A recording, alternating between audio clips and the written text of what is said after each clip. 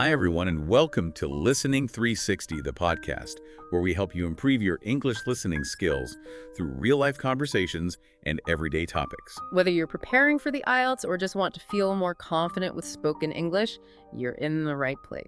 New episodes drop every Friday night, so don't forget to follow and subscribe to our YouTube channel so you never miss a lesson. Okay, so today we're doing a deep dive into something we all do: grocery shopping. Right, but specifically focusing on the language you'll need, especially if you're tuning up your listening skills for the IELTS exam. Exactly.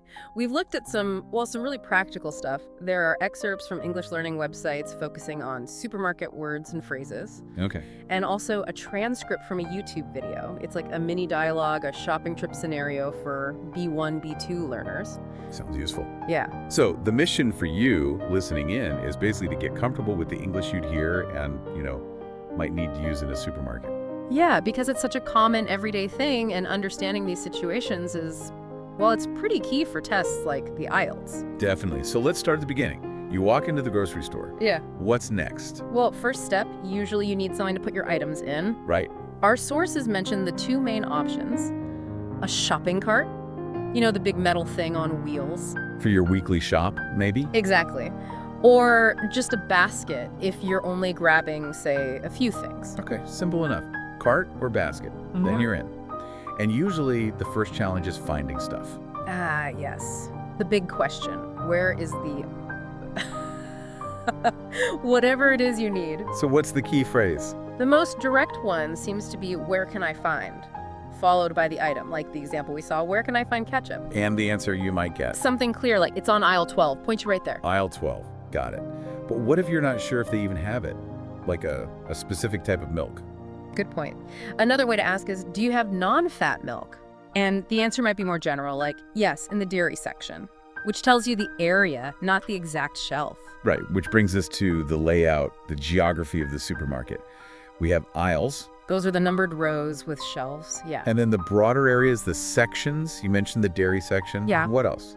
Well, there's the produce section. That's usually near the entrance with all the fresh fruit and vegetables. Okay, produce makes sense. Then you've got the frozen foods section, ice cream, frozen pizzas, vegetables. Brr. Okay.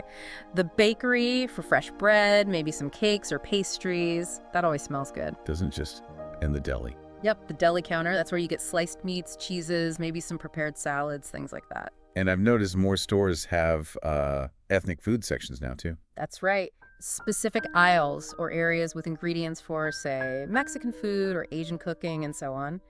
Knowing these section names really helps understand directions. It does, because someone might just say, it's in the frozen food section instead of an aisle number. Exactly.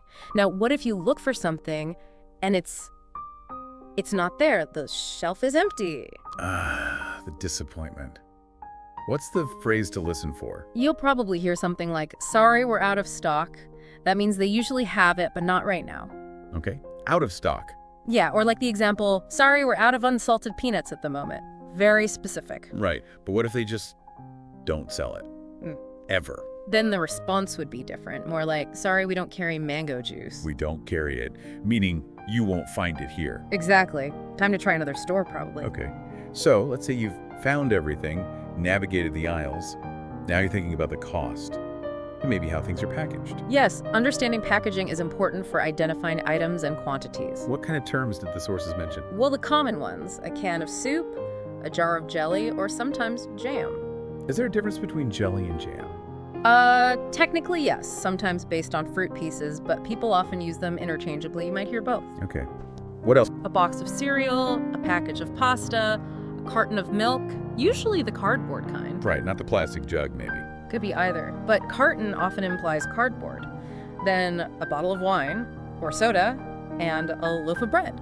Knowing these helps if someone says, like, the large carton of orange juice is over there. Precisely. And it's crucial for understanding prices and sales, too.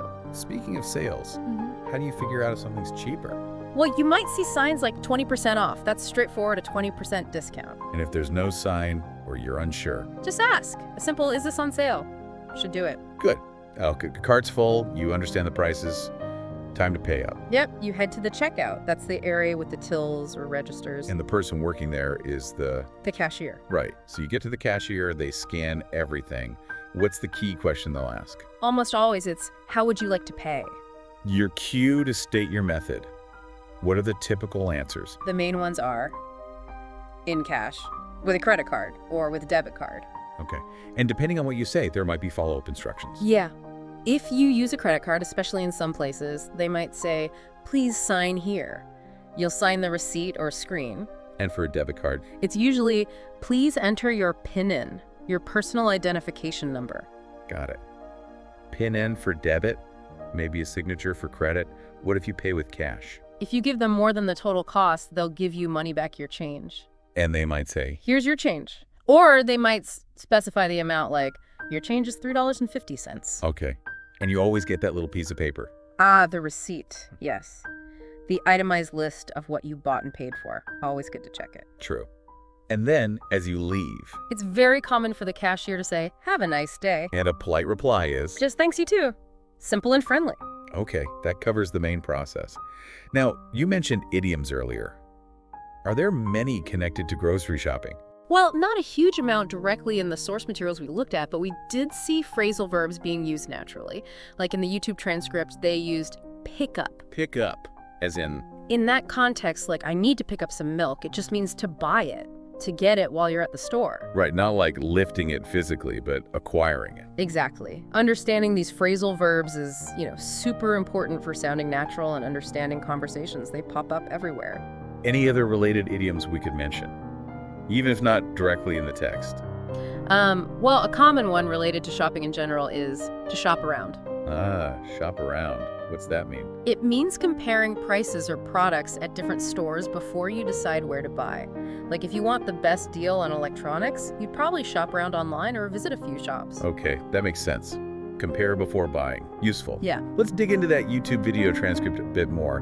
What other practical bits did it show? It had some great everyday phrases like stock up on groceries, Which mean, buying a lot of food at once, maybe because you won't shop again for a week or two, filling the pantry. got it, to stock up, and navigating the store. They use the phrase navigate the aisles, which is just a natural way to talk about finding your way around the supermarket. And choosing items. Pick out our favorite items. Again, just a common way to say select or choose the things you want. Did it mention anything about checking the products themselves? Yes, crucially checking the expiration date. Really important for things like milk or yogurt. I definitely don't want expired milk. No. Yeah. And it also mentioned choosing low-fat yogurt. So understanding those kinds of descriptive words, low-fat, unsalted, whole wheat is also part of it. Good point. What about the environment, like the busyness of the store? Yeah, it mentioned an aisle being crowded, full of people, hard to push your cart through. We've all been there. And at the checkout, any specific terms? It mentioned the conveyor belt, that moving belt where you put your groceries for the cashier. Oh, the conveyor belt. And also the idea of trying not to hold up the line, causing a delay for everyone waiting behind you. Maybe you can't find your card or something isn't scanning. You try to be quick so you don't hold up the line. Right, trying to be efficient. That video sounds like it gives a good real-world feel. It really does. Seeing the vocabulary used repeatedly in that kind of natural flow is, I think, really helpful for learners. It reinforces everything. Which brings us back neatly to the IELTS connection. How does all this help specifically with the listening test? Well, the IELTS listening often includes sections with everyday conversations, and guess what? Shopping is a very common scenario.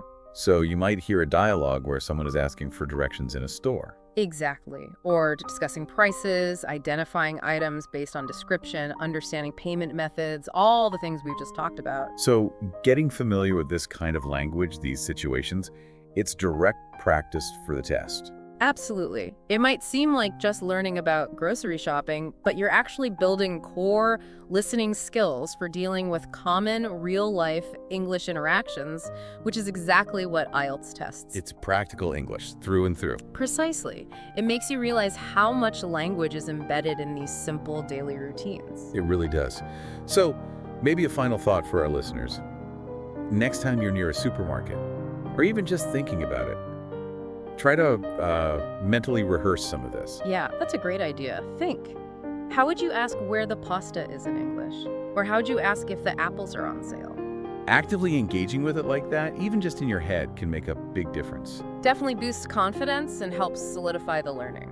That's it for today's episode of Listening 360. Thanks so much for listening. We hope you enjoyed the conversation and learned something new. If you found this helpful, make sure to give us a thumbs up, leave a comment below, and subscribe to our YouTube channel so you won't miss the next episode. Keep practicing, stay curious, and we'll see you next Friday night.